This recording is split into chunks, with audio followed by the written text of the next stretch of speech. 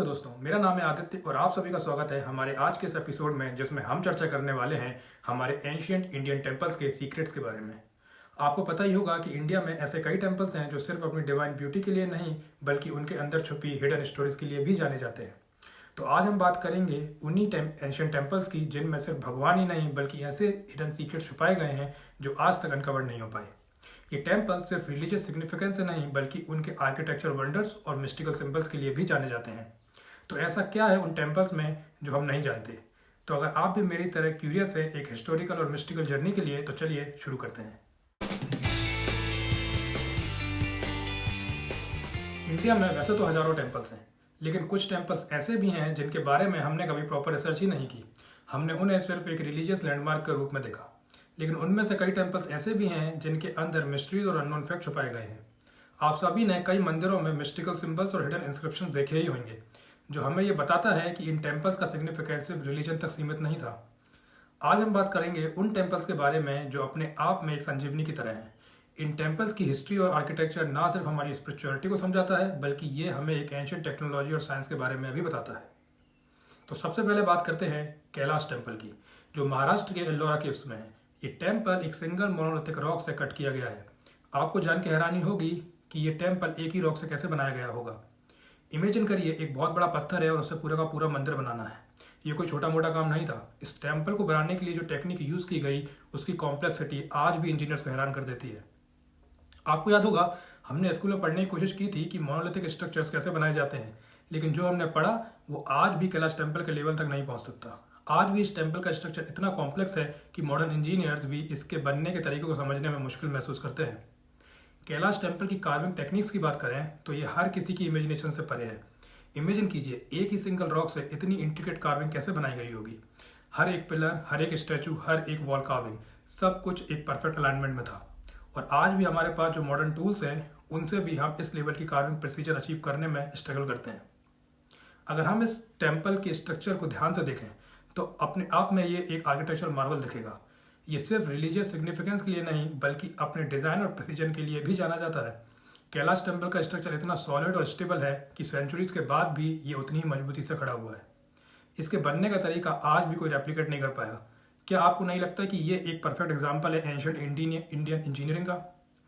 और जो एक इंटरेस्टिंग बात है वो है इस टेम्पल की अलाइनमेंट।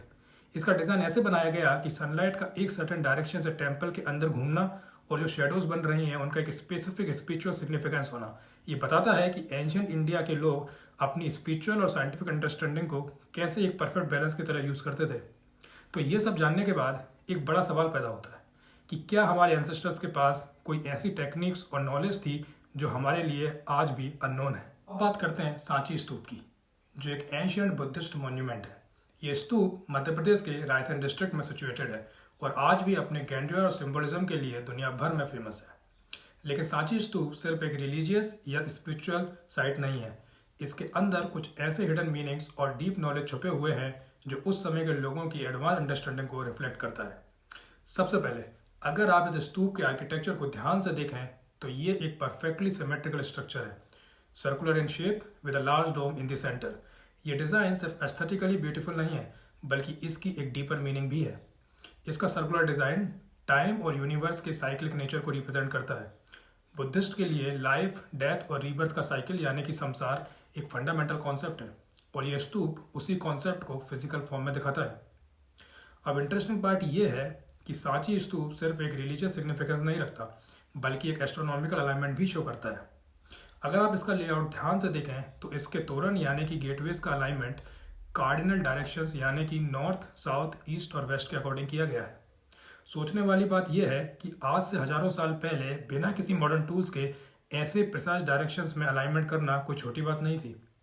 सांची स्तूप के अंदर और बाहर जो कार्विंग्स हैं उनमें भी आपको कॉस्मिक सिंबल्स नजर आएंगे, जैसे चक्र, lotus and the tree of life, जो सिर्फ सिंबॉलिक नहीं बल्कि एस्ट्रोनॉमिकल मीनिंग भी रखते हैं। चक्र जैसे सिंबल्स एंशियंट इंडियन कॉस्मोलॉजी के प्लानिटरी साइकिल्स को रिप्रेजेंट करते हैं। ये बताता है कि उस समय के लोगों को ना सिर्फ धर्म और मोक्ष का ज्ञान था बल्कि उन्हें एस्ट्रल मूवमेंट और कॉस्मिक पैटर्न्स की भी डिटेल्ड अंडरस्टैंडिंग थी। और आपको ये जान के हैरानी होगी कि सांची स्तूप की डिज़ाइन और सिंबलिज्म का कनेक्शन उनके स्पिरिचुअल बिलीफ से कहीं ज़्यादा है। ये स्तूप एक तरह से नॉलेज हब था। एक ऐसी जगह जहाँ लोग ना सिर्फ ध्यान और मेडिटेशन के लिए आते थे, बल्कि यूनिवर्स की फंक्शनिंग को समझने की भी कोशिश करते थे। ये मॉन्यूमेंट एक हुक्म बुक की तरह था। हर कार्विंग, हर डायरेक्शन, हर सिंबल कुछ ना कुछ सिखाता था। आज भी अगर आप सांची स्तूप को ध्यान से देखें तो आपको सिर्फ एक हिस्टोरिक साइट नहीं दिखेगी, बल्कि एक एंशियंट इंडियन ऑब्जर्वेटरी दिखेगी। आपको एक ऐसा आर्किटेक्चर दिखेगा जो आपको ये समझाता है कि हमारे एंसेस्टर्स कितने विजनरी थे। उनके पास ना टेलीस्कोप्स थे, ना मॉडर्न मैप्स, लेकिन फिर भी उन्होंने प्लानिटरी मूवमेंट को समझा और उसका सिंबॉलिक रिप्रेजेंटेशन क्रिएट किया, एक ऐसा डिज़ाइन के थ्रू जो आज भी रेलिवेंट है। अब बात करते हैं एक और बहुत फेमस टेम्पल के बारे में जो अपनी आर्किटेक्चरल मैग्निफिकेंस के लिए दुनिया भर में फेमस है, कोणार्क सन टेम्पल। उड़ीसा के ईस्टर्न कोस्ट पर सिचुएटेड ये टेम्पल सूर्य देवता को डेडिकेटेड है, लेकिन इस टेम्पल की खासियत सिर्फ उसकी रिलीजियस इंपॉर्टेंस तक सीमित नहीं है। इसके डिज़ाइन, अलाइनमेंट और सिंबलिज्म में इतना कुछ छुपा है कि आप जितना एक्सप्लोर करते जाओगे उतनी नई लेयर्स खुलती जाएंगी। सबसे पहले बात करते हैं इसके ओवरऑल डिज़ाइन की। ये पूरा टेम्पल एक जायंट चैरियट के फॉर्म में बनाया गया है। ऐसा लगता है जैसे सूर्य देवता अपने रथ पर सवार होकर आसमान में विराजमान है। इस रथ में 12 में से व्हील्स हैं और 7 घोड़े इस रथ को खींच रहे हैं। हर व्हील और हर घोड़ा सिर्फ एक डेकोरेशन का पार्ट नहीं है, बल्कि डीपली सिंबॉलिक और मैथमेटिकली प्रिसाइज डिज़ाइन का पार्ट है। आपको ये जान के हैरानी होगी कि ये 12 व्हील्स सिर्फ एक आर्टिस्टिक एक्सप्रेशन नहीं है, उनमें हिडन एस्ट्रोनॉमिकल और एस्ट्रोलॉजिकल पैटर्न्स छुपे हुए हैं। हर व्हील एक महीने को रिप्रेजेंट करती है और उनकी डंडियाँ टाइम मेजरमेंट के लिए यूज़ की जाती थी।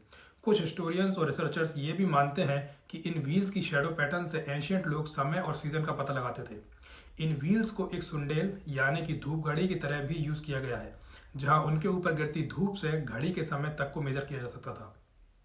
अब बात करते हैं इस टेम्पल के एस्ट्रोलॉजिकल अलाइनमेंट की। इसका स्ट्रक्चर इस तरीके से डिज़ाइन किया गया था कि हर साल कुछ स्पेसिफिक दिन पे, जैसे इक्विनॉक्स या सोलिस्टिक के दिन, सूरज की पहली किरण टेम्पल के गर्भगृह में एक पर्टिकुलर स्पॉट पर गिरती थी। इमेजिन कीजिए, बिना किसी मॉडर्न इंस्ट्रूमेंट के ऐसे प्रिसाइज कैलकुलेशन और डिज़ाइन क्रिएट करना, ये सिर्फ एक आर्किटेक्चरल फीट नहीं बल्कि एक साइंटिफिक मार्वल भी है। इसका एक ये मतलब भी निकल के आता है कि एंशिएंट इंजीनियर्स और आर्किटेक्ट्स को एस्ट्रोनॉमी का काफ़ी गहरा ज्ञान था।